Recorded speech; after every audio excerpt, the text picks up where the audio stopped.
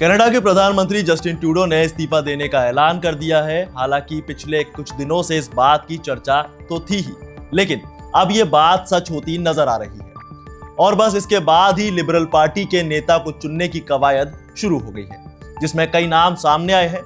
इन नामों में भारतीय मूल के 2 राजनेता भी शामिल हैं, जिनमें से कोई एक कनाडा का नया पीएम बन सकता है।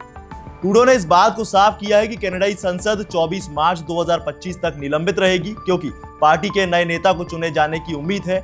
इसके बाद ये नेता आगामी आम चुनाव में लिबरल पार्टी का मार्गदर्शन करेंगे, जहां सर्वेक्षण सत्ताधारी पार्टी के लिए एक चुनौतीपूर्ण राह का सुझाव देते हैं। अब ऐसे में सवाल ये उठ रहा है कि लिबरल पार्टी का नया नेता कौन होगा। तो चलिए इस बारे में भी हम थोड़ी बहुत बातचीत कर लेते हैं। नमस्कार, मैं हूं आपके साथ दिव्यांश वर्मा और आप देख रहे हैं वन इंडिया हिंदी। देखिए, जो नाम सबसे पहले देखा जा रहा है वो नाम है अनीता आनंद का, जो कि कनाडा की पीएम बन सकती है। भारतीय मूल की 57 साल की अनीता आनंद राजनीति में आने से पहले अपनी पहचान एक एक्सपर्ट, एक वकील और एक रिसर्चर के तौर पर दे चुकी है। वो टोरंटो यूनिवर्सिटी में कानून की प्रोफेसर रही हैं, जहां उन्होंने इन्वेस्ट प्रोटेक्शन और कॉर्पोरेट गवर्नेंस में जे.आर. किम्बर चेयर का पद संभाला था। अनीता ने एसोसिएट डीन के रूप में भी काम किया है और मैसी कॉलेज के गवर्निंग बोर्ड की सदस्य भी ये रही। वो capital markets institute Rotman of school management में नीति और अनुसंधान की निदेशक भी रही हैं। उन्होंने Yale law school, Queen's university और वेस्टर्न यूनिवर्सिटी में भी लॉ की पढ़ाई करवाई। अनीता आनंद ने क्वींस यूनिवर्सिटी से पॉलिटिकल स्टडीज में bachelor of arts, Oxford university से ज्यूरिप्रूडेंस में bachelor of arts honours, Dalhousie university में बैचलर ऑफ लॉ और टोरंटो यूनिवर्सिटी से मास्टर ऑफ लॉ की डिग्री हासिल की और अब इनका नाम कनाडा के नए पीएम दावेदार के तौर पर देखा जा रहा है। अनीता आनंद ने ट्रूडो के मंत्रिमंडल में रक्षा, सार्वजनिक सेवा और खरीद मंत्री के साथ साथ ट्रेजरी बोर्ड के अध्यक्ष सहित कई हाई प्रोफाइल भूमिकाएं निभाई। अब अगला नाम है मेलानी जोली का। इन्हें ट्रूडो की एक भरोसेमंद सहयोगी के रूप में देखा जाता है। 2021 से मेलानी ट्रूडो के मंत्रिमंडल से जुड़ी हुई हैं।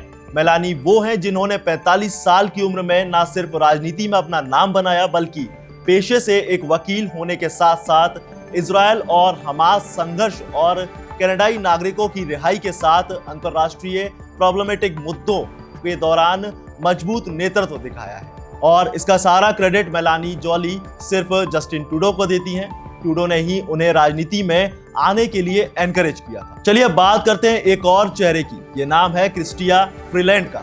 क्रिस्टिया पूर्व पत्रकार हैं और उप प्रधानमंत्री के पद से दिसंबर 2024 में इस्तीफा दे चुकी हैं। 56 साल की क्रिस्टिया ने जब ये कदम उठाया तो कनाडा में लोग हैरान रह गए। इन्होंने वित्त मंत्री के रूप में भी काम किया है। फ्रीलैंड 2013 से लिबरल पार्टी में एक केंद्रीय व्यक्ति रही हैं और उन्होंने व्यापार और आर्थिक नीतियों में महत्वपूर्ण भूमिका निभाई है। अगला नाम 59 साल के हार्वर्ड ग्रेजुएट और बैंक ऑफ कनाडा और बैंक ऑफ इंग्लैंड के पूर्व गवर्नर मार्क कार्नी का है। हालांकि कार्नी ने कभी भी सार्वजनिक पद नहीं संभाला है, लेकिन उन्होंने ट्रूडो को आर्थिक मामलों और जलवायु नीतियों पर काफी सलाह जरूर दी है। भारतीय मूल से एक नाम और है, जॉर्ज चहल का। यह अल्बर्टा के लिबरल सांसद जॉर्ज चहल हैं, जो कि कनाडा के पीएम बन सकते हैं। इनकी भी इसमें दावेदारी है। चहल ने पिछले हफ्ते अपने कॉक्स सहयोगियों को एक लेटर लिखकर यह अनुरोध भी किया था। अब इसी लिस्ट में आखिरी नाम है फ्रैंकोइस फिलिप शैम्पेन का।